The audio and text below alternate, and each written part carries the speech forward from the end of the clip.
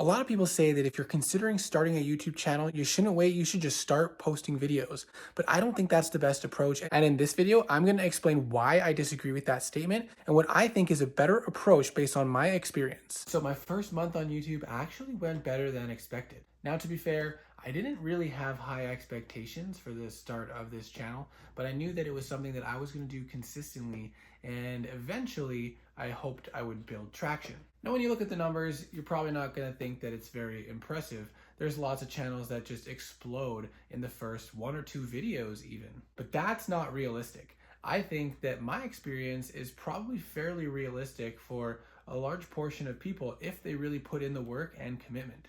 Now, I know this video is off niche for my channel, and so I apologize if you have subscribed for the fitness content and you're confused about this video, but I wanted to put this out there just in case it might help one or two people and to have something for me to look back on my experience. So I'm going to share my experience starting off this channel and what I've learned so far. I think the first most important thing to consider is something I already mentioned, and that's expectations. You want to start off expecting very little from your channel because most likely your experience is going to be a very slow one. And if you start off expecting that you're going to have thousands and thousands of views on your videos and your subscriber count is going to skyrocket, you're going to be very disheartened and you're probably going to quit. On the other hand, if you have extremely low expectations like I did, you might be pleasantly surprised with how things are going. In reality, you should expect very little growth at the start and be committed to doing this for 2 or 3 years, consistently posting 1 or 2 videos a week before you really see substantial progress. And if you can do that, then you can move on to the next most important thing that I learned. And for me, that was don't just start posting videos. Do your research first. So usually when I start something new, I like to look into it as much as possible, and I spend a lot of time researching and becoming obsessive about that thing.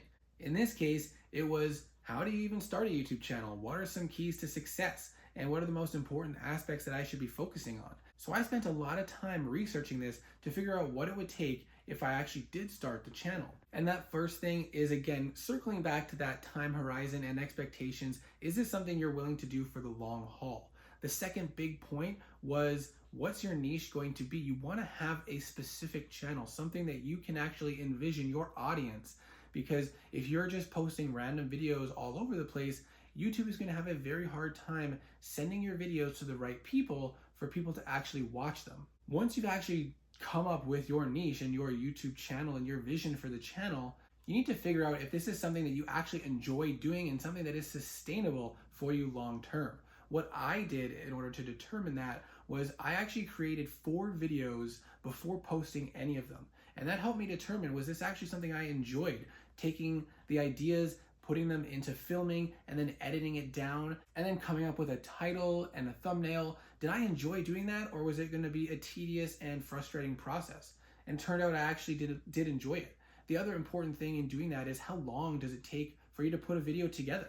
And if you are hoping to put out 2 videos per week, but then you realize with your schedule it takes you 2 weeks to make a single video, that's not going to be sustainable for you. The other great thing that I found with that is then I could post these 4 videos all at the same time, or you could choose to do them 4 days in a row, back to back. And so that way, people who are coming to your channel from one of those videos, they can look and see, oh, they've got several videos already. Let me check those ones out as well. And that helps to show that you're really focused on creating this channel and building this channel, but it also gives them more to watch. When they come to your channel from one video, and then they can see, oh, you've got more, let me watch those ones as well. The next big thing is having a learning and growing mindset. You can't just do the exact same thing in each video for the next 5 years and expect that your progress is going to grow. Now, if you're excellent at those types of things, then maybe you will grow, but you're not going to grow exponentially in the same way that you would if you continue to improve upon each video throughout that period of time.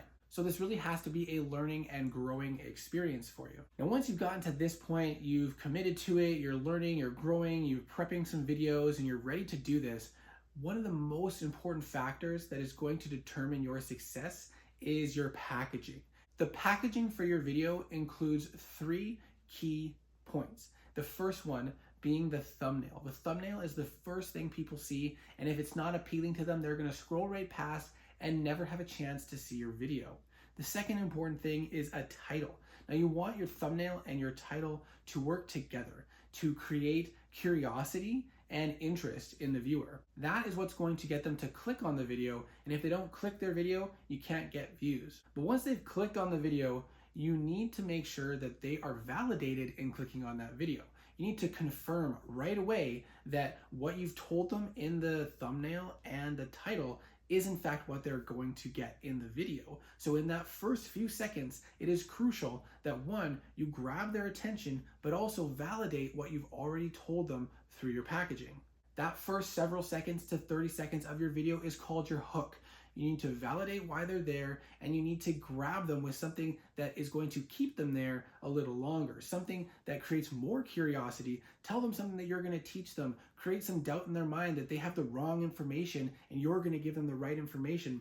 But you don't want to make this a clickbait or a misleading situation, because that's going to eventually cause them to leave the video, maybe thumbs down the video, and the algorithm is going to learn that you're not giving the audience what you're telling them you are. For me, the packaging is and has been the hardest part. And in particular, it's the thumbnail. I've never really been much for art and editing and Photoshop. So that's something that I've really had to sort of practice and work on. And so I spent a lot of my time figuring out what makes a good thumbnail, looking at different thumbnails and comparing them, asking people for help in what's more appealing, joining a group where people share feedback on thumbnails. And that has been helpful for me, and something that you might want to consider for yourself as well. Something else that can be really helpful is using AI to help you either with creating thumbnails. I haven't figured out how to do that yet, but particularly with titles and descriptions and tags, just ask an AI generator like ChatGPT to create them for you, saving you a lot of time or giving you ideas for how you can make a title more interesting or to grab attention better. You could even use AI to help script your videos, but I highly suggest you really fully edit that script to make it your own, because it can be very obvious when AI is generating a script for you. And if you're just rehearsing an AI generated script, you're not really offering the viewer anything from yourself, and they can probably get that same information elsewhere. So where am I at now after 1 month on YouTube? Well, I have just over 70 subscribers, most of which are in the last 1 week. And so things really picked up for me in that past week. I have a few videos or several videos over a couple hundred views, and one video in particular that ran up over 1,000 views in the first couple days that I posted it, which was very surprising to me and very encouraging to me as well.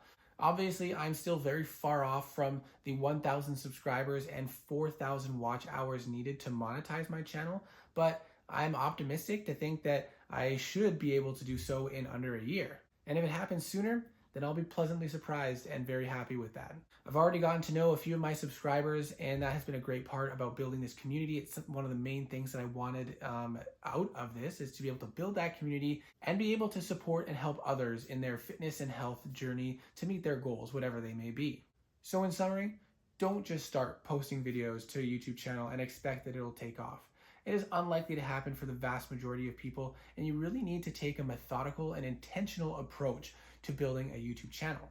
Now, don't get me wrong, you can start by just posting videos, but you still need to do these other things to really build the channel up. And I think the most important thing is really having realistic expectations and making that commitment not only to consistency on posting on your YouTube channel, but also the commitment to continue to learn and develop your skills to become better at YouTube.